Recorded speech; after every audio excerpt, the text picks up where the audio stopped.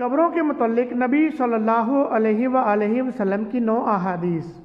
نبی صلی اللہ علیہ وآلہ وسلم نے فرمایا قبروں کو سجدہ کرنا حرام ہے۔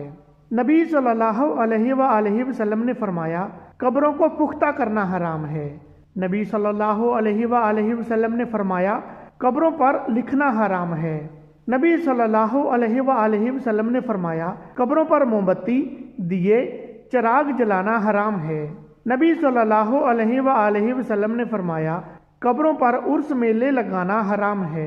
نبی صلی اللہ علیہ وآلہ وسلم نے فرمایا قبروں پر مجاور بن کر بیٹھنا حرام ہے۔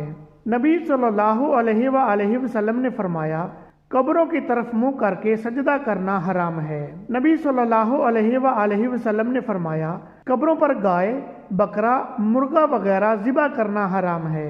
آپ صلی اللہ علیہ وآلہ وسلم کی وفات سے 5 دن پہلے کی وصیت: خبردار، تم سے پہلے لوگ اپنے انبیاء اور نیک لوگوں کی قبروں کو سجدہ گاہ بنا لیا کرتے تھے۔